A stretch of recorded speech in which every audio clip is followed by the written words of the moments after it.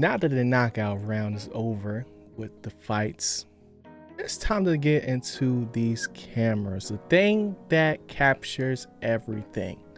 And Chris, you have a great eye for movies. So let's get into the most geek cinematography.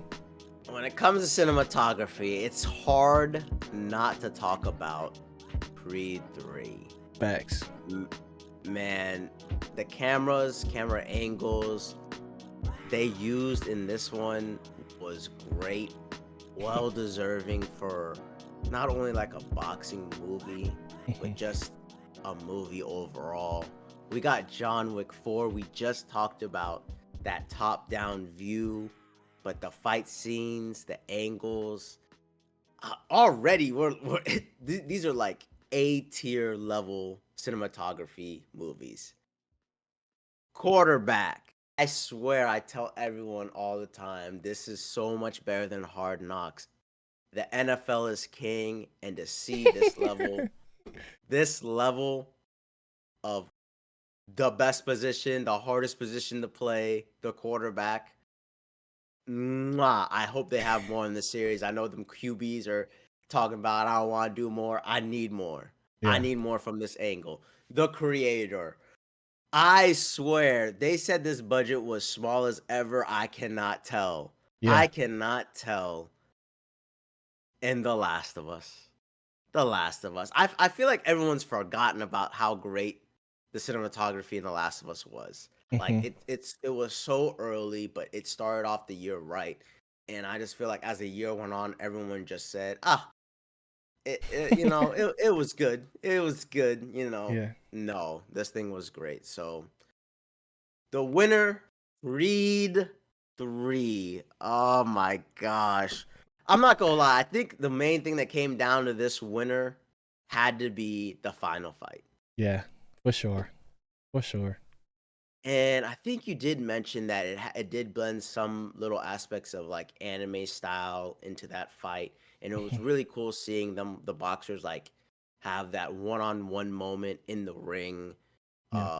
Feeling caged, feeling like it's just me versus you. And they always talk about that when it comes to boxing.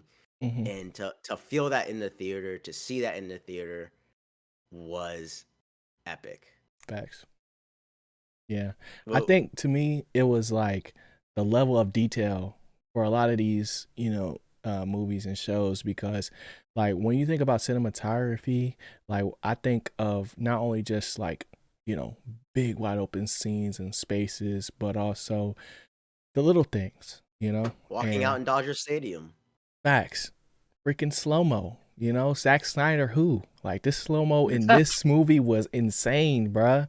And I really think that, what also separates this is that this is a boxing movie. Like, how many different ways can you make this look interesting? And like, in the traditional sense, you have your like over the shoulder shot, you got your knockout shots, you got your like overhead, like, so the way that they were able to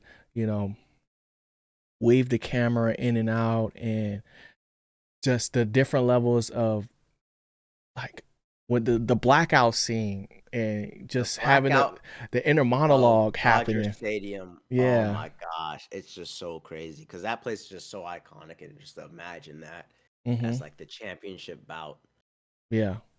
It was crazy, bro. It was crazy, and youngins don't really talk about it. They don't talk like I know. I feel like them early stuff that people don't talk about, bro. That's why we do these shows, because it's like if we didn't do this, it's the recency bias that will really like take things to not only the next level, but just in general. It just makes things like lose their luster. So it's just that's why it's important to show up to the Geeked Awards, bro, because you never know what you might see.